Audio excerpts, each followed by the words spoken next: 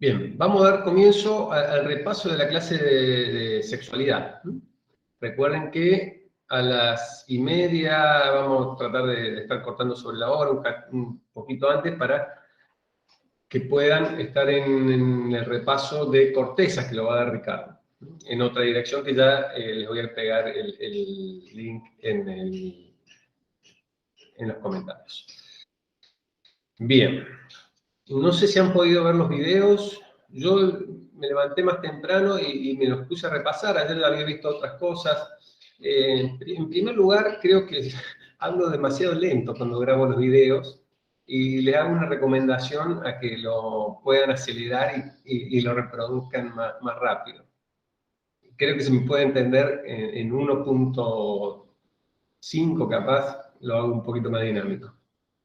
Sí, sí, sí. 1.5, claro. A veces eso cuando le mandan audios de WhatsApp, vieron que no me escuchen lento, como hay una cuestión de orgullo a que no lo vayan a escuchar más lento del que uno habla, y uno también escuchando más rápido, digo más rápido, no más lento. Pero bueno, yo en realidad lo recomiendo porque me daba cosa, digo, qué lento que hablo. Bueno, eso por un lado. Por el otro, la clase es sobre una unidad nada más de Parvers o Purves. Es bastante reducida. Y creo que es relativamente sencillo el contenido. No es complejo. En el video incluso voy un poco más allá de varias cosas del libro que creo que le dan un contexto general. Ahora lo que vamos a hacer con esta idea les presento un esquemita y vamos repasando la presentación relativamente rápido. Si alguna persona tiene dudas sobre los contenidos, nos detenemos y lo podemos charlar. Mi invitación es a discutir otras cosas ahora, otro material que les preparé, dado que, de vuelta, creo que cuestiones particulares de la clase están en los videos, están explayadas muy, muy lentamente y en profundidad. ¿Alguien tiene algún comentario en principio? Lo que voy a hacer, yo supongo que sirve, pero si me pueden dar una retroalimentación, no sirve para nada o no se entiende, es ahora abrirles un documento que es un esquemita, como dicen en otras clases, y después y al lado la presentación. Y la vamos repasando en función del esquema y la presentación. Si no les sirve eso, por favor díganme, que para mí es la mejor forma que estoy encontrando de repasar. Lo que sí me pierdo es el contacto con el chat. Si alguno lee algo en el chat, ahí está, la veo a Luz, que es ayudante. Cualquier cosa, por favor, coordinen eso. Yo te aviso cualquier cosa. Que me pierdo de esa interacción, que creo que es lo más interesante. Y les decía, vamos a ver eso rápido y después vamos a ver una encuestita que algunos de ustedes completaron sobre el tema y algunos contenidos en relación al orgasmo y a la fisiología del sistema nervioso.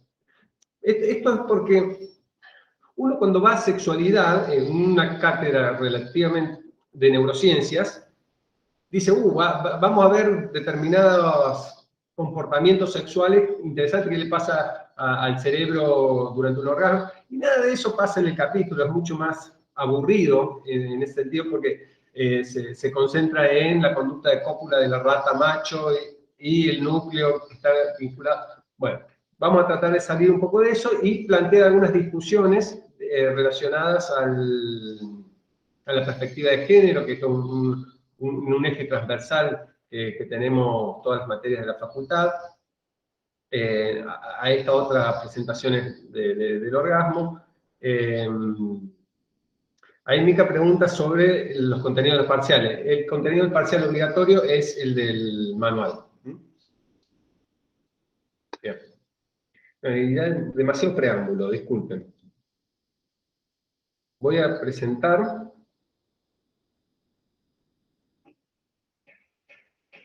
Tengo muchos estudios de este año para mostrarles cosas que espero que entren en contexto y no se pierdan en el mar de cosas.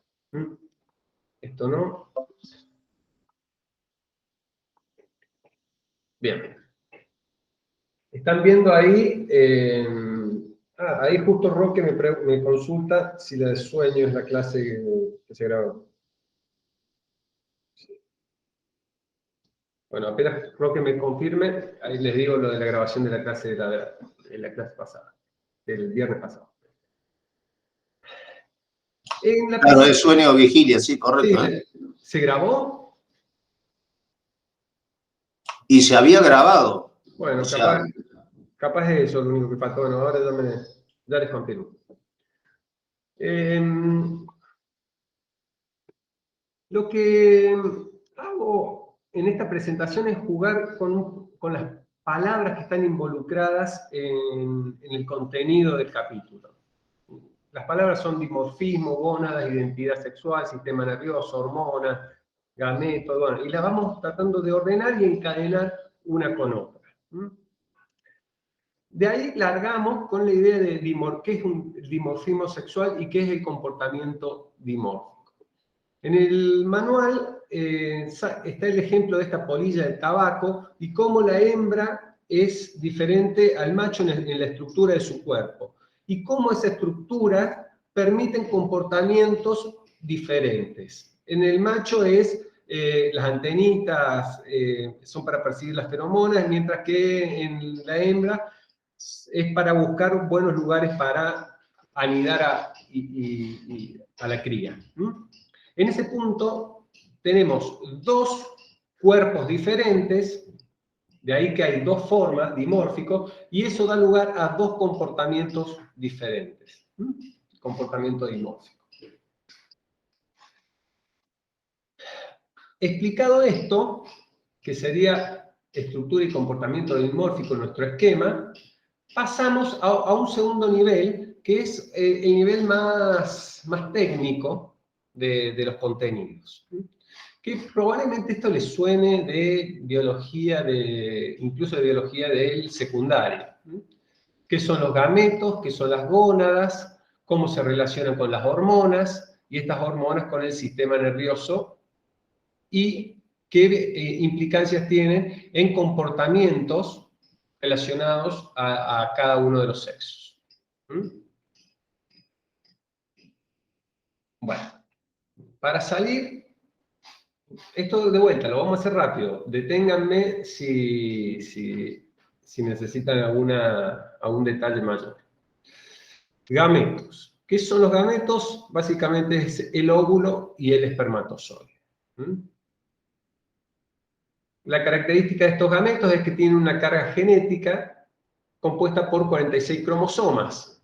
El 46, particularmente, es el que está asociado al sexo, el que va a definir el sexo de ese individuo. Puede ser XY o XX. El XY va a dar lugar al macho y el XX a la hembra.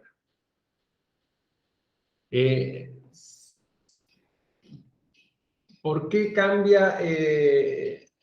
¿Por qué se desencadena el desarrollo de un macho y de una hembra? Es porque en la Y, en el cromosoma Y o Y, en una región específica hay un gen que se llama factor determinante del testículo, o SRY por las siglas en inglés, que va a desencadenar una serie de procesos que va a dar lugar a la formación de los testículos. Y si no está se desencadena la generación de los órganos sexuales de la hembra. Es decir, a partir de los gametos, el óvulo y el espermatozoide, vamos a tener determinadas gónadas. Las gónadas son, entonces, para el esquema, los gametos son estos, y a partir de la presencia o ausencia del gen, vamos a tener determinadas gónadas, ovarios y testículos. Vean en el video cómo se puede llegar a desencadenar el desarrollo de los ovarios y los testículos, esto está bien explicado y en diferentes diapositivas, en función de la presencia o ausencia del gen SRY. De manera resumida, que esté ese gen va a hacer que se inhiba. En un principio somos sexualmente indiferenciados en las primeras semanas de vida del embrión. Luego se empieza a degenerar una serie de conductos y a prosperar otras. La presencia o la ausencia del gen va a hacer que prosperen unos, en el caso del macho se llama el sistema de Wolff, y se elimine el sistema de Müller, no prospere el desarrollo. Y en el caso de la ausencia del SRI, va a hacer que no se inhiba la formación del sistema de Müller y prospere los órganos sexuales de la hembra. Y no se desarrolle, no se desencadene el desarrollo del sistema de Wolff que va a dar lugar a los genitales del macho. Acá está en términos de esquema, cada una de las dos posibilidades, el desarrollo de los testículos y el desarrollo de los ovarios. Esto es un dato curioso. En la formación de las gónadas hay cierta equivalencia entre la forma del clítoris y la forma del pene. Y estos trabajo de hace 10 años aproximadamente, señalan que ese mito del punto G puede ser real en función de cierta similitud. Antes se pensaba que el clítoris era básicamente la parte externa que se podía ver desde una vista inferior, pero en su forma internamente es similar, más pequeño que el pene. Y una erección del clítoris también podría ser sensible de ser estimulado en las paredes superiores de la vagina. Y eso, en la mitología sexual, se llamaba el punto G. Bueno, esto le daría cierta evidencia a su existencia, que siempre estuvo en debate. Les pido disculpas por los ruidos. Tengo una obra al lado de mi casa. No sé si están escuchando mucho o no. Yo trato de hablar más fuerte cuando hay más ruido. Bueno, asumo que están ahí todavía, ¿no? Te escucho muy bajo, Fer, tranqui. Bueno, gracias. Sí, se escucha un poquito, pero aceptable. Me pone un poco nervioso porque yo lo escucho muy fuerte. Eso... No, tranqui, casi no se nota. Gracias. Bueno, y a partir de tener determinadas gónadas, se van a producir determinadas hormonas sexuales, hormonas esteroides. En particular, las sexuales son la testosterona y la progesterona y estrógenos. La testosterona va a ser más producida en el macho y la progesterona y los estrógenos en la hembra. Si bien los dos tienen niveles, y ahí lo explico en el video, que el desarrollo de una hormona y otra hormona está encadenado en procesos enzimáticos, hay más producción de testosterona en el macho y de estrógeno, de estradiol en la hembra. Hago un repaso de los tipos de hormonas que hay para concentrarnos en estas que le acabo de decir. Las divisiones son muy extensas. Nos vamos a concentrar en los esteroides sexuales, los andrógenos, que ahí tenemos la testosterona, y en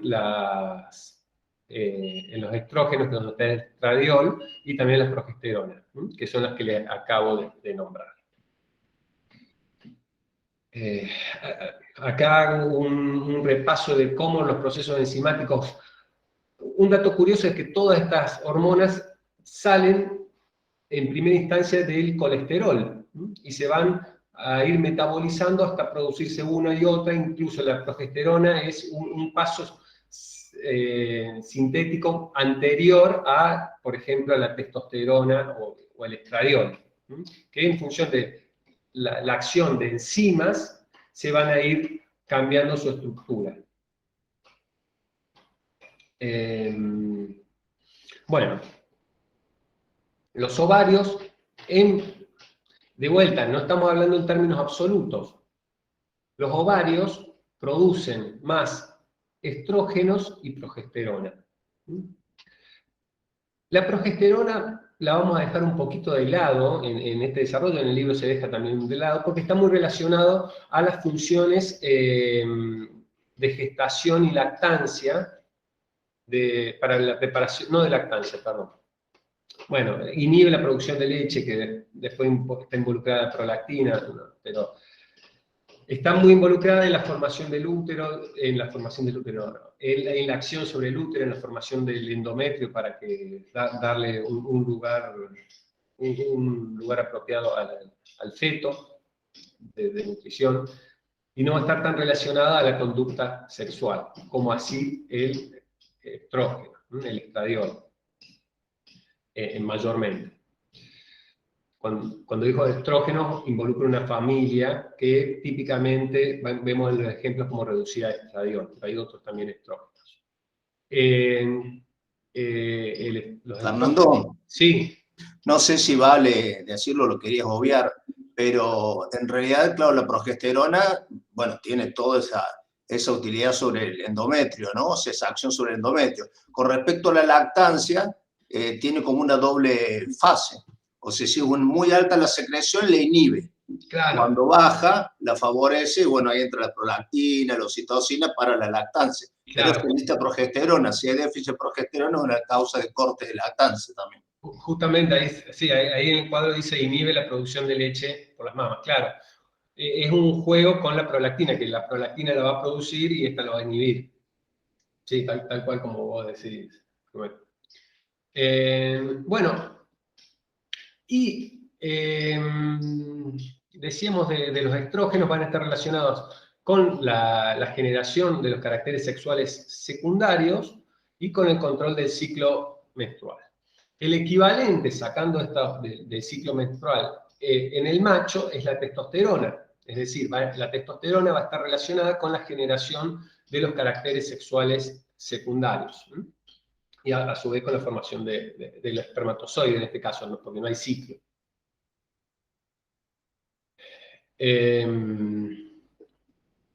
Y acá es interesante ver cómo vamos a hacer un salto. Teniendo este tipo de hormonas producidas por estas gónadas, vamos a desarrollar caracteres sexuales secundarios, ¿no?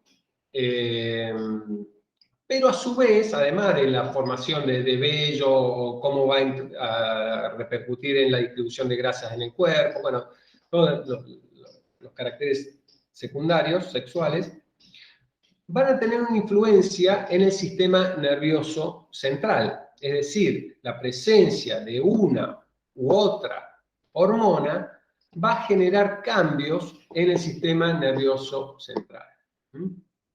Y ahí vamos uniendo los temas. No se pierdan de esto. Empezamos hablando de los gametos, de los óvulos y los espermatozoides y de este gen SRI. La presencia o ausencia de este gen nos van a dar las gónadas. El desarrollo de los ovarios o de los testículos. Y si tenemos ovarios o testículos, vamos a producir diferentes tipos de hormonas. Y al tener diferentes tipos de hormonas, vamos a generar un efecto en cómo va a estructurarse y funcionar nuestro sistema nervioso central. Y ahí unimos todo este desarrollo propiamente de biología de la sexualidad a la fisiología del sistema nervioso. ¿Se entendió este caminito? Sí, sí, claro. Debo decir que me costó armarlo el caminito, ¿eh? No sé si el libro está tan claro, pero lo tuve que pensar. Por mi parte, capaz fue una limitación mía armarlo. Está muy bueno, sí. Sí, se entiende más. Lo repetimos. Partimos de cómo se va a unir el cigoto, que va a ser el embrión. con óvulos y espermatozoides, con una carga genética determinada. Esa carga genética va a determinar el sexo, en función de la presencia o ausencia del gen este.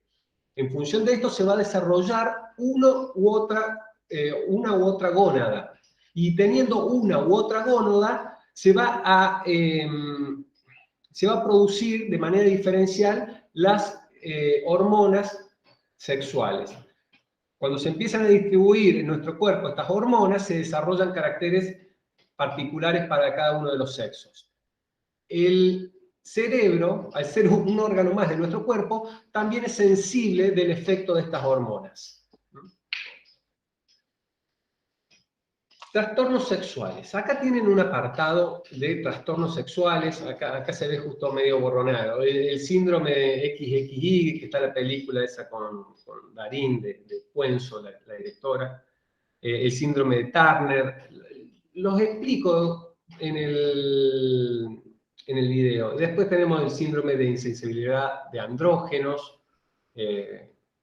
la hiperplasia suprarrenal congénita. Son ejemplos que sirven para entender el efecto de este desarrollo de gametos, gónadas y hormonas sobre un individuo. No son casos con una alta prevalencia, más bien son casos muy raros. De ahí que el valor, esto lo reitero, tiene para conocerlos, el valor es ver qué pasa si la carga genética se cambia. Vemos que todo ese caminito que fuimos desarrollando varía. ¿Qué pasa si tenemos mayor o menor sensibilidad, en este caso insensibilidad, a determinadas hormonas? Bueno, va a cambiar los caracteres sexuales secundarios. Incluso si generamos más testosterona por una hiperplasia, sí, no quiero entrar en el caso particular de la hiperplasia suprarrenal. Si generamos más testosterona y genéticamente somos una mujer, ¿cómo cambian los caracteres sexuales? Bueno, sirve para entender todo este caminito cuando se altera alguno de los mecanismos que están involucrados. Ahí, Fernando, si me Sí. permitís, en el esquemita ese que vos has puesto, digamos la cascada, Sí. o sea, si uno quisiera agregarle, no digo que así esté mal, pero si uno quisiera agregarle algo que pusiste en clase, cuando ahí está después de óvulo espermatozoide, digamos, el óvulo siempre va a otorgar cargas X, de cromosoma X, y el espermatozoide es XY, o sea, es el que define, digamos, el sexo. Sí. Está bien, vos lo pones ahí abajo sobre el gen, ¿no es cierto? Pero, digamos, a ese nivel sería el espermatozoide. Tal cual. La presencia, sí, el espermatozoide es el que puede llegar a definir. Siempre se dice esto de que el padre define el sexo de la hija o el hijo. Básicamente es porque puede otorgar o no esa Y en el par de cromosomas número 46. Tal cual.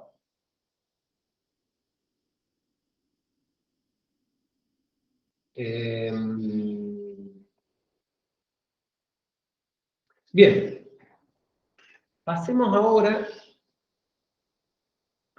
a ver cómo es el efecto de las hormonas en el sistema nervioso central. Podemos encontrar un efecto a nivel micro, pequeño, y un efecto a nivel macro, que no son dos cosas diferentes. Quiero decir, cuando las hormonas trabajan como hormiguitas, generando cambios pequeños, a la larga vamos a ver cambios macro. Macro me está refiriendo a encontrar estructuras diferentes en el macho y en la hembra. Acá vale hacer un paréntesis, y está relacionado con decir que toda la metodología que se utiliza en este campo de estudio es de anatomía, fisiología, psicología comparada. Comparada significa que se hacen estudios en diferentes especies y se va escalando esos resultados en especies más cercanas, familiares, o más cercanas al ser humano. La mayoría de los ejemplos que hay en el libro son de experimentos en ratas, hay algunos incluso en moscas, y hay algunos pocos en humanos. Cierro el paréntesis, vuelvo a esto de micro y macro. Ejemplos de estos efectos micro son el efecto de una hormona determinada dentro de la célula, dentro de una neurona, y que puede transcribir, puede generar a la larga que se generen determinadas proteínas, que esa célula pueda generar determinadas proteínas. O bien, también puede actuar en la modulación de la sinapsis. Puede alterar la permeabilidad de las membranas y así favorecer o impedir que se hagan determinadas sinapsis entre las neuronas. De vuelta, acá hay un nivel micro, estamos actuando sobre una neurona.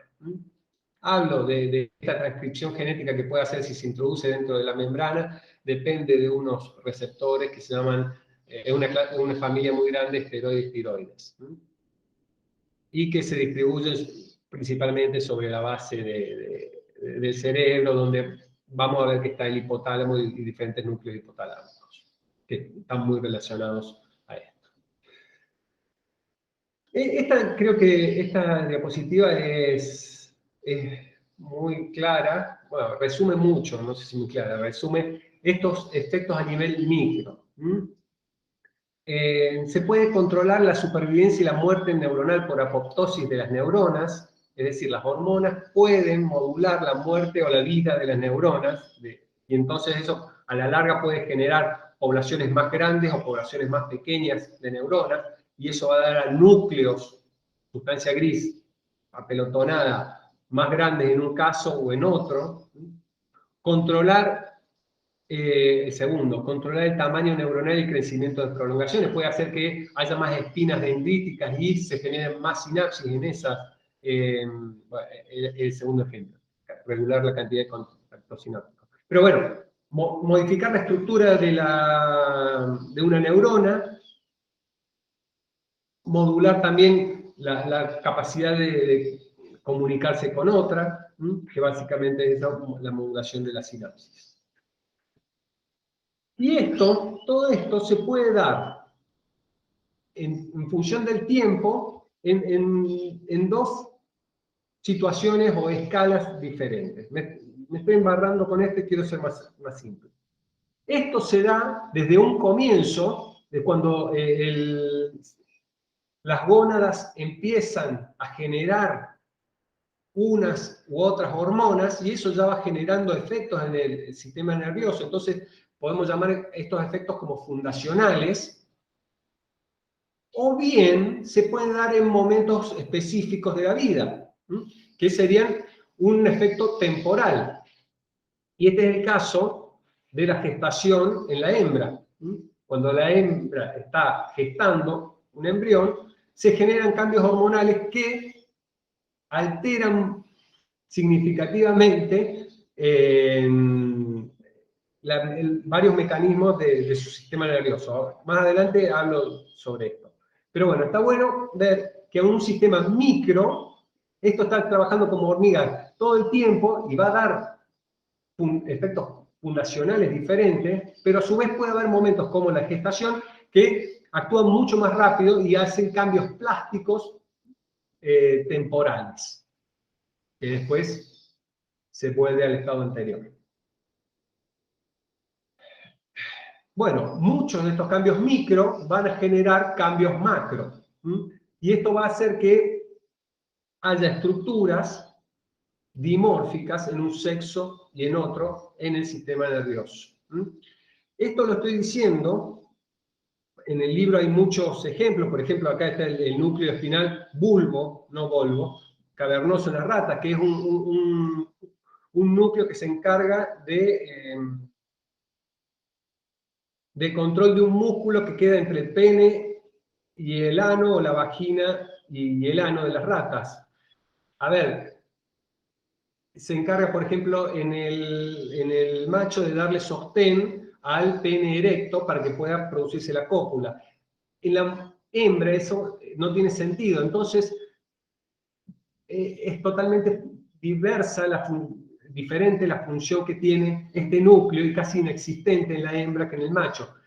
Acá tenemos un ejemplo de un núcleo dimórfico que está en uno, en el otro es muy diferente, y que tienen funciones dimórficas en un caso y en el otro. ¿Alguien quiso hablar? No, me parece. Bueno. Y las estructuras dianas. Cuando usted usa, la palabra diana se utiliza mucho, en España se usa más, proviene del uso español, y se refiere al blanco, como un blanco para tirar con dardos. Las estructuras blanco de los esteroides sexuales están relacionadas mayormente a núcleos hipotalámicos. ¿Entró alguien? Acá Manuel levantó la mano, si quieres abrir el micrófono. Sí, con respecto a lo que habías dicho recién, Fernando, claro, la parte bulbosa, que inclusive, bueno, por ahí cuando un hombre tiene problemas con la porción bulbosa del uretra, son problemas jodidos, porque muy en el periné, muy en la base del cuerpo, ¿no? Esa en el hombre, claro, en el pene, el sostén total del pene. O sea, en realidad un hombre se lo puede levantar por el pene, que resiste perfectamente el peso del cuerpo, ¿no? Su cuerpo muerto. Claro. En cambio, en la mujer, si bien tiene la erección, porque obviamente, como decís ahí en el apunte, todo el clítoris es un cuerpo muy grande, símil, digamos, el análogo al pene, pero, digamos, tiene mucha menos capacidad cavernosa de erección, tiene menos, mucha menos. Claro, bueno, y en ese sentido es lógico pensar que tengan estructuras nerviosas diferentes que le dan sostén a esa conducta. Y ahí se relaciona con esto primero que habíamos dicho, estructuras y comportamientos dimórficos. Tenemos estructuras que van a dar lugar a comportamientos dimórficos para un caso, son cuerpos diferentes en ese punto. Bien. Acá, esta parte les recomiendo que la repasen detalladamente. Menciono diferentes tipos de núcleos que son dimórficos, que están más presentes. Por lo general se habla de tamaños, son más grandes en el macho que en la hembra, o al revés, como son, por ejemplo, el núcleo paraventricular anterolateral, que es más grande en la hembra, que está relacionado con la ovulación. Los machos, al no tener que controlar un ciclo hormonal, y no necesitan un núcleo nervioso para controlarlo. Es parecido a lo que decíamos recién, pero a la inversa. Ahí está. Y después tenemos el núcleo sexualmente dimórfica del área preóptica, queda por encima del quiasma óptico. Bueno, más adelante tengo algo más de la anatomía para que se localicen un poquito, pero son todos núcleos relacionados al hipotálamo, sobre la base, cercanos a la base del cerebro. En este caso está por encima del quiasma óptico. Que está vinculado con la conducta de selección de pareja y conductas copulatorias. Si se lesiona este núcleo, se van a ver alterados estos comportamientos. Por ejemplo, la conducta de monta en la rata macho. Bueno, y acá comento algunos experimentos que han hecho para poder determinar estas conclusiones. Acá les resumo una revisión que salió publicada el año pasado de los diferentes núcleos más dimórficos que se conocen. ¿Cuándo son más grandes, más pequeños según el sexo? Incluso hablando de la cantidad de espinas dendríticas que tienen las neuronas de un caso o del otro, y siempre hablando del estudio, de revisión del cerebro de una rata, de ratas. En este sentido, estos cambios que vimos hasta ahora son esos que decíamos fundacionales. Por otro lado, tenemos esos temporales, y están relacionados a la gestación y la maternidad de la hembra. Tenemos el núcleo arciforme y ventromedial del hipotálamo, que va a estar relacionada a la conducta de ingesta, de nutrición de la futura madre. Se altera la señalización de saciedad, entonces se inhibe básicamente, se altera la señalización. Entonces, las señales que indicarían en otro momento que ya estoy satisfecha, ya no necesito comer más, acá no las tenemos y seguimos comiendo. Esto de alguna forma trata de asegurar que la futura madre tenga más recursos nutricionales para poder generar un medio menos riesgoso y más próspero para el embrión que se está formando. Y por otro lado, el núcleo paraventricular y supraóptico del hipotálamo va a estar relacionado al control de la lactancia, que algo hablábamos con Manuel recién, involucrando a la prolactina, a la progesterona, en diferentes casos el efecto de retroalimentación que tiene. Y en ese punto, en este trabajo, en esta diapositiva describo un trabajo que muestra todos los cambios que se producen en el momento de la lactancia en el cerebro de la mujer. Es como tomado experimentalmente, es una ventana que muestra muchísimos efectos de plasticidad y es muy, muy interesante para poder estudiar fenómenos de plasticidad. Incluso hay hipótesis que dicen que genera cambios corticales y en las áreas más emocionales relacionadas al sistema límbico, que hace que prepare emocionalmente a la persona para poder acoger y que le dé ternura, que le dé una necesidad de un vínculo cuidadoso a la madre para con la hija e hijo que van a ser. Bueno, y esta revista Investigación y Ciencia es una revista de divulgación científica, pero que es muy, muy buena, tiene trabajos muy serios. Se puede encontrar, cualquier cosa me lo pueden pedir, es muy lindo el trabajo este.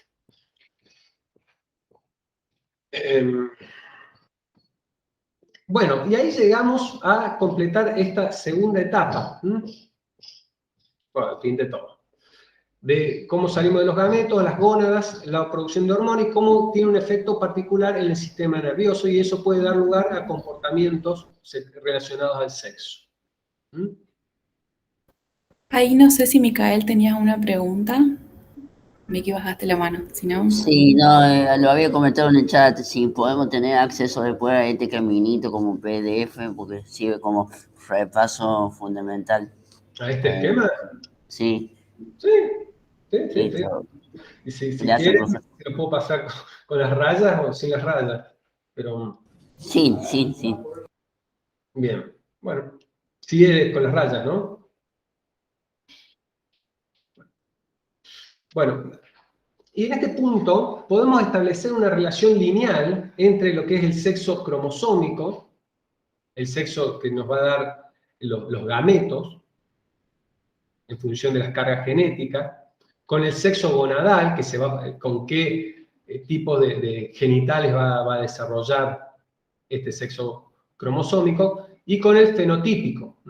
En función de tener ovarios o testículos, vamos a secretar determinadas hormonas, y eso nos va a dar caracteres sexuales que vamos a poder identificar como macho o hembra. Pero bien, sucede un inconveniente con este camino lineal para poder unir conceptos como identidad sexual, orientación sexual y género. Y hay inconvenientes para poder hacer este trazo casual, de causa-efecto, entre uno y otro.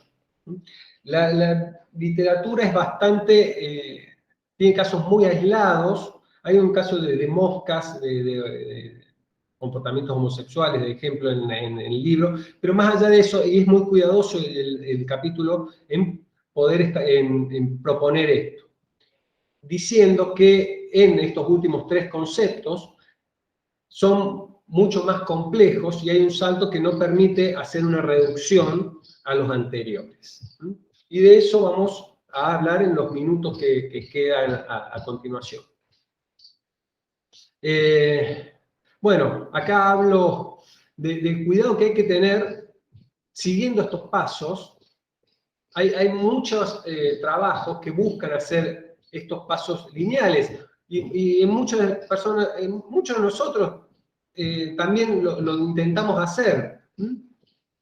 Pero en función de tratar de unir esta lógica, se han producido infructuosas, por ejemplo, terapias y no éticas, terapias sobre terapias de reorientación sexual. Ya en los 70, asociaciones como la APA, digo, la de Estados Unidos, de psicólogos, ya dejaron de avalar este tipo de terapias. Es bueno saber eso, que no están avaladas por las asociaciones profesionales de psiquiatría o de psicología estas prácticas. Pero, de vuelta, intentando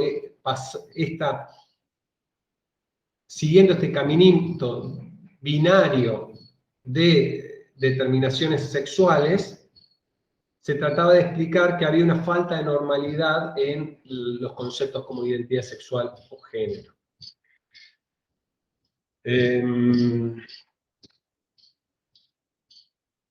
Bien.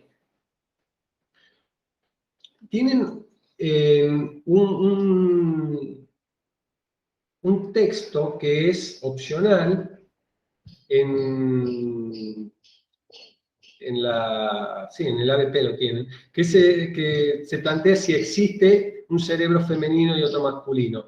Y a ver, esto, lo incluimos hace un par de años en la materia, justamente trae este requisito de poder plantear, generar preguntas sobre la perspectiva de género. Y reconozco que es muy desafiante desde esta materia, con los materiales que contamos, poder abrir el campo a las discusiones de perspectiva de género. Pero creo que este trabajo y una línea de investigaciones que se están haciendo seriamente anima a pensar la cuestión de manera diferente. Bueno, tradicionalmente, mucha de la neurociencia, esta es una revisión, dice que hay diferencias. Que hay diferencias, si vos tenés un sexo o no otro, vas a poder desarrollar determinadas capacidades y otras no. Esta mujer, Daphna Joel, es una de las que lidera estas perspectivas que yo digo como que se animan a plantear la diversidad. Hasta entonces los trabajos buscaban diferencias. Trabajo como el de esta mujer estudia la diversidad. Yo creo que ese planteo es muy importante. Si vos vas a estudiar diferencias, vas a resaltar que existen diferencias. Pero si vos te propones estudiar la diversidad, vas a tener como resultado un abanico. Ella, en vez de abanico, lo llama mosaico. Mosaico no como lo de los pisos, sino como esa técnica de mosaicismo que con pedacitos se forma una figura más completa. Les menciono acá un trabajo que le cambió. Yo después hice un estudio de la vida de Daphna Joel y a partir de la publicación de este trabajo ella cambió el tema de estudio y ahora bueno, produce libros y trabajos muy relacionados a esta hipótesis. Ella decía que sería problemático plantear que en función de determinados gónadas vamos a tener determinados cerebros y con estos cerebros van a ser más aptos, van a generar con más facilidad determinados comportamientos y esos comportamientos se van a ajustar mejor o peor a determinados roles sociales. Es eso. Discutamos esto, veamos qué pasa en los cerebros para realmente decir esta afirmación. A ver, la mujer tiene charlas TED, lo pueden buscar, hay muy poco en castellano. Pero muestra que existen diferencias entre el cerebro femenino y el masculino. No obstante, ella plantea que todas estas diferencias que se dan, no se dan todas juntas en un cerebro y todas otras en el otro. Que el femenino en promedio, el cerebro femenino, sea más pequeño, tenga una corteza más gruesa, que tenga más materia gris, una amígdala más chica, se da en un prototipo del cerebro más femenino que hay, pero muy pocas personas tienen ese tipo de cerebro. La mayoría de los cerebros son más híbridos en estas características. Y lo que muestra ella, paso, en este trabajo, es que analizando una muestra de 1.400 cerebros, muestra que todas estas características relacionadas al dimorfismo se encuentran en algunos casos sí, en muchos casos de cerebros de hombre, tienen características de cerebros típicamente femeninos. Yo estoy diciendo femenino, hombre, es el lenguaje que se maneja en estos estudios. A propósito, solapan estas dos dimensiones. Lo estoy usando a propósito. Y lo que pone que la mayoría de los cerebros, en términos estadísticos, son intersexuales. No tenemos, si agarramos al azar a un hombre o a una mujer de la sala del chat, probablemente le hacemos un escáner y cae entre esta intersexualidad de cerebros. Que, de vuelta, la propuesta es ver que hay diversidad, no que hay cómo clasificarlos entre unos y el otro. Se para en un lugar diferente.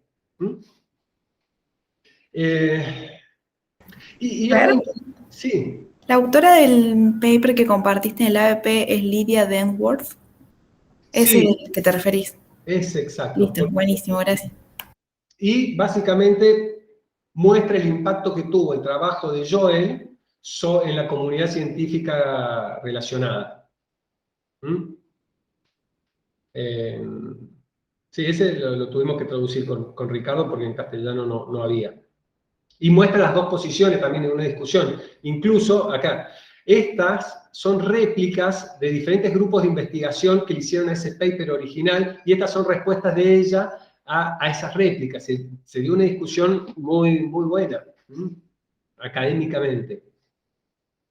Tuvo un impacto muy grande. La revista donde se publicó es una revista que tiene muchísimo impacto, ¿no? Y no cualquiera publica ahí. Sí. Sí, Fernando, te quería decir que esa posición más tradicional, supongo, ¿no? No sé cuánto avanza esta mujer o cuánto ha avanzado ahora en esta otra posición que mostrás, pero digamos, desde la biología, desde la medicina, siempre como que se encontró, bueno, a veces uno encuentra lo que busca, ¿no?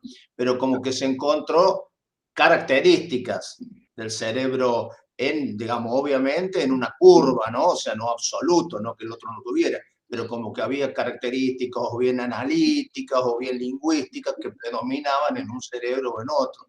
Y eso es algo como que bastante de años, tradicional de la biología, de la medicina. Sí, tenés razón, Manuel. Está esa explicación, se buscan, yo para preparar estas clases me vi varios videitos y muchos videos de las diferencias sexuales hacen hincapié en eso que vos decís. Hay una búsqueda, pero es una búsqueda por la diferencia. Y acá, después vean el video, está eso, porque están las campanas estas y en las colas de las campanas vemos esos prototipos más masculinos o femeninos. Pero la mayoría de los casos caen en el medio. Sí, sí, te entiendo, te entiendo. Te quiero decir que hasta la biología que se enseña, tanto en medicina como acá en psicología, hacen hincapié en el aspecto este de que el cerebro tiene rasgos, o sea, no te están diciendo que son diferentes, pero que tiene más rasgos el masculino, por ejemplo, en situaciones de alta precisión, de respuesta rápida, etcétera, mayor tolerancia al estrés en algunos casos, y la mujer a lo mejor grandes capacidades analíticas, lingüísticas, etcétera, ¿no? O sea, por eso digo que a veces está como muy metido. Yo, la verdad, no es algo que haya indagado demasiado, por eso está bueno esto. Ahora muestro otro trabajo relacionado a esto que decís.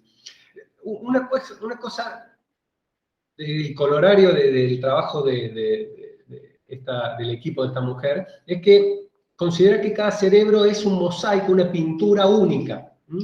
Y esto, consideración, es como una consideración sobre la diversidad que podemos encontrar. Y más allá que surge esto de dos sexos diferentes, esta posibilidad también alberga la posibilidad, estoy repitiendo la palabra posibilidad, de pensar en identidades diferentes, identidades que no caen en el binarismo que nos lleva a pensar en la salida de los dos sexos. Creo que está bueno y puede ser, es bastante próspero y está prosperando bastante en la comunidad científica esta perspectiva porque está uniendo la neurociencia a fenómenos sociales que no se pueden tapar con la mano. Creo que puede estar, es un camino muy bueno. Y Paula tiene una pregunta, Fer. Paula, dame un segundo. Y en este punto, pensando en términos en términos neurocientíficos, hay una propuesta de las funciones sociales que típicamente tienen las mujeres y típicamente los hombres, generan un cambio en los rasgos y conformaciones de los cerebros, y entonces si vemos esos cerebros, no vamos a poder decir claramente estas habilidades cognitivas se deben a que el cerebro nace así o viene un efecto de la cultura sobre ese cerebro. Sí, ¿cuál es la pregunta? Hola, profe. No era justamente eso que comentó recién, tipo, que había escuchado el tema de la plasticidad cerebral, que creo que era Gina Ripon, la doctora que mandó el link, la compañera, que decía esto de, en un mundo, digamos, separado por género, da cerebros con habilidades distintas, pero no se puede saber exactamente qué viene primero o lo otro, digamos. Esto, por ejemplo, de ciertas habilidades más finas en ciertas personas que en otras. Tal cual. Bueno, yo lo que tenía preparado era recomendarles el video. Este video, Gina Ripon, está mencionada en el texto este que tienen, va de la mano, va en la misma lógica. Esta mujer, creo que es inglesa, hizo una conferencia a comienzos de año para la facultad. Está traducida, bueno, la pueden ver y les va a dar más detalle de esta perspectiva. Y justamente, tal como vos decís, Paula, ¿era? Bueno, Sí, sí, profe. perfecto. Eli, Mica.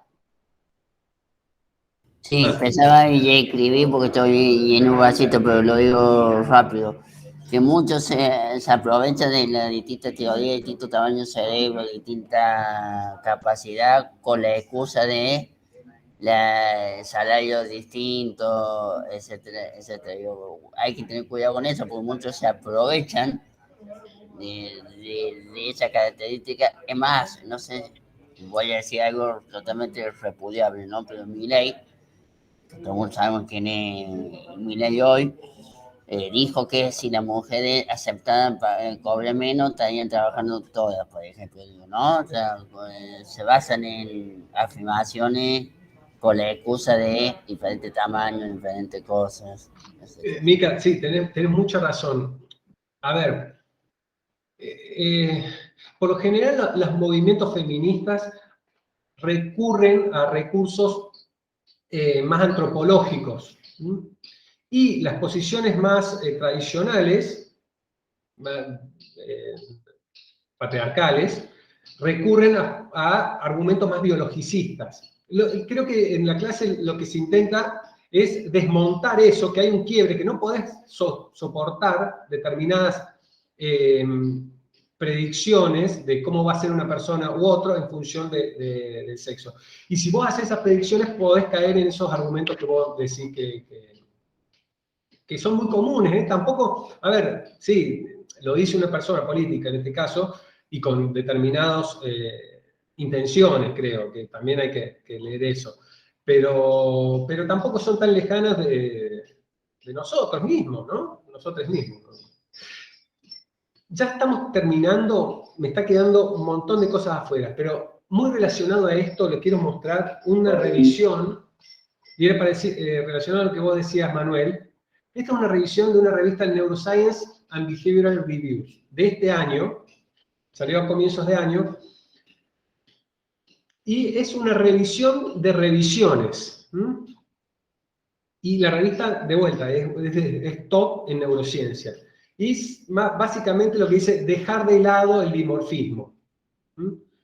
Una comprensiva tesis de estudios de cerebros humanos revela que hay muy pocas diferencias entre los cerebros masculinos y femeninos, más allá del tamaño. Y si uno, a ver, los tamaños, ¿a qué se refiere? ¿Quiénes son más altos en promedio, las mujeres o los hombres? Los hombres. Sería ¿quiénes son más grandes, los elefantes o los perros? Bueno, sería esperable que el cerebro del elefante sea más grande que el del delfín o del perro. En ese punto, tener un tamaño más grande del cuerpo nos va a llevar a tener, lógicamente, un tamaño de cerebro más grande. Pero lo que hacen es un análisis anatómico de las conexiones, y ven que si vos normalizás, si sacás el tema del tamaño, muchas de las diferencias que se decían que eran dimórficas dejan de serlo.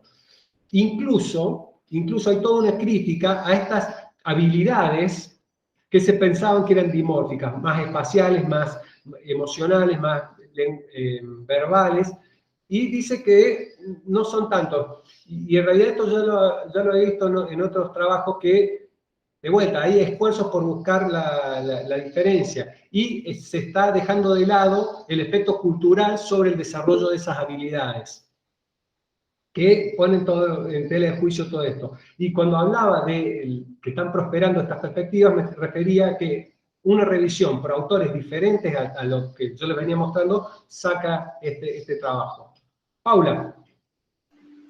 Hola, profe, sí, quería comentar también como el tema de buscar la diferencia se ve mucho en los estudios sobre orientación sexual, o sea que ya directamente parte de un paradigma de, bueno, el origen de la homosexualidad.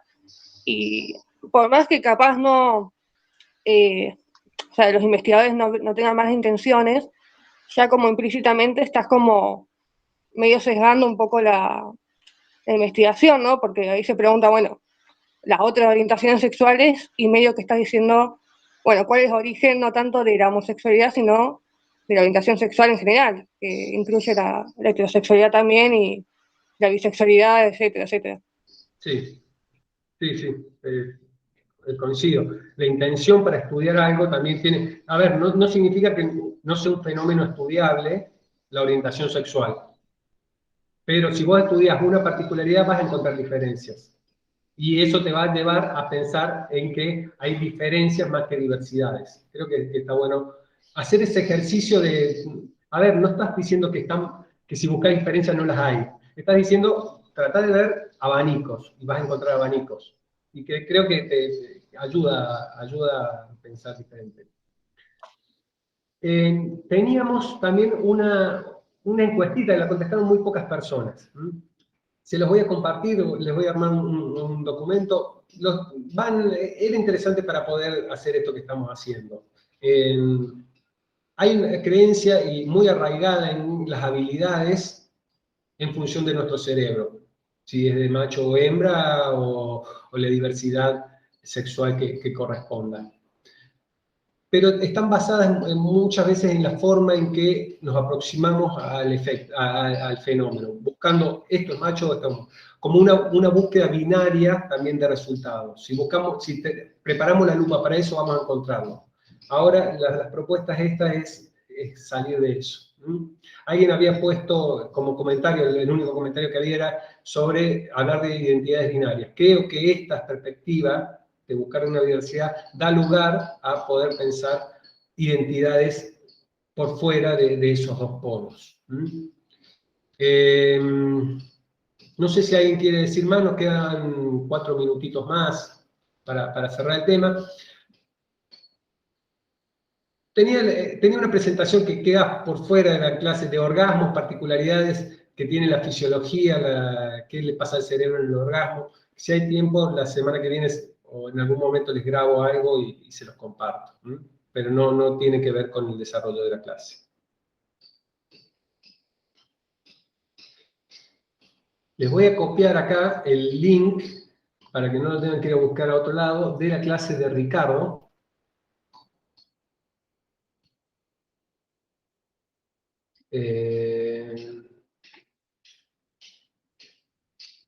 Denme un segundito.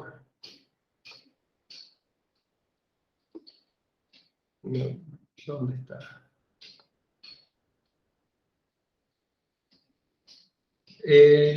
Mica, ahí me contesta Roque que en un ratito ya sube la clase del viernes pasado.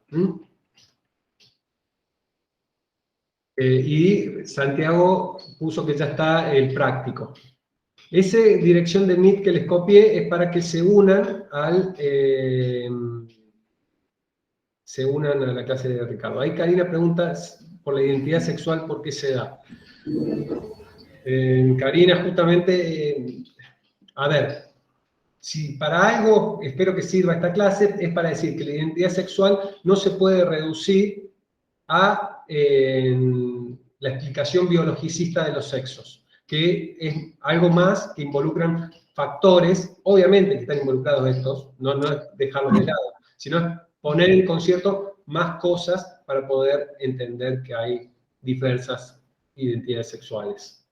Pero hasta ahí, creo que no se puede ir mucho más allá, a mi entender. No soy experto en el tema, tampoco, eso Fernando, sí. Yo me voy a poner, sí, la verdad que para el que viene de un poco de la rama biológico más tradicional, como que todo, o sea, a ver, no es que la rama biológico tradicional hable de un estatismo en cuanto a las características de los sexos cerebrales, no, en absoluto, ¿no? En absoluto, pero como que distingue algunas aptitudes que se dan con bastante mayor frecuencia que las curvas esas que mostrabas vos. Es decir, claro, está bien el entorno cultural y todo eso, pero bueno, muy interesante para leer los estudios de esta mujer u otros que haya, quizá intentando romper el paradigma desde otro lugar o en otros estudios, pero claro. causa un poquito de... Manuel, sí, a ver, está bien que lo noten porque es provocativa la propuesta, es provocativa. No es... Esto que vos decís, sí, está muy arraigado la espacialidad en el macho y los componentes verbales en la mujer, pero hay muchas dudas sobre... se está poniendo en tela de juicio si esos resultados se deben a cómo uno se relaciona con un hijo o una hija desde el nacimiento y hace que tenga más habilidades espaciales o físicas uno. Claro, porque yo me acuerdo inclusive que se sacaban todos estudios de potenciales de bocado, se sacaban estudios funcionales, o sea, con todas estas cosas marcando la hemisfericidad y el uso, ¿no? Bueno. De todo modo, jamás fueron estudios que pretendieran ser absolutos, ¿no? Pero como que había un marcado, y aparte encima Encima cuando une uno lo neuroendocrinológico y decís, tenés toda esa masa, ese fluido de hormonas actuando sobre un cerebro, como que lo masculiniza o lo feminiza, ¿viste? Como que también te suena bastante porque es lo que pasa con cualquier órgano y con cualquier función de último, ¿no? Tal cual, tal cual. Bueno, y en ese punto, ¿qué? ¿Tenemos conductas dimórficas? Y sí, si sos hembra vas a estar preparada para gestar y vas a tener un comportamiento que un macho nunca va a poder tener, o incluso si tenés pene o no tenés pene vas a tener, en términos centrales, mecanismos para poder garantizar una erección del pene diferente al del clítoris. Bueno, pero creo que es limitar un poco el efecto a conductas, sí, acá no les podemos errar, pero irte un poco más es entrar en esta incertidumbre que se está tratando de instalar a los fines de esto, de poder... Sí, obviamente, esto aparte vienen, todos esos conceptos vienen, digamos, más allá de los totalmente firmes, vienen de hace un siglo, ¿no? Cuando había otro contexto y, bueno, totalmente otro contexto, ¿no? Tal cual, tal cual. Bueno, espero que cualquier duda, cualquier comentario que quieran hacer, me pueden encontrar en los espacios de consulta y lo podemos seguir charlando. Les agradezco que se hayan quedado. Te hago una pregunta, ¿se te puede mandar mensaje privado en el ABP, te hace una consulta particular? Sí, sí, sí. Bueno, y no lo retengo más porque está entrando Ricardo. Ricardo, ya les puse tu ¿Cómo les va? dirección. Sí, el link, sí, ahí lo estoy esperando. ¿Ya la tienen No, pero entonces? está muy bueno lo tuyo, Fernando, está muy bueno. Hijo, está muy bueno el Ricardo también. Ahí volví a copiar la dirección. Bueno, vayan saliendo y nos estamos encontrando. Cualquier cosa, escríbame como decía Mica. Ahí van. Dale. Los espero entonces. Gracias, Fernando. Los espero todos y todas.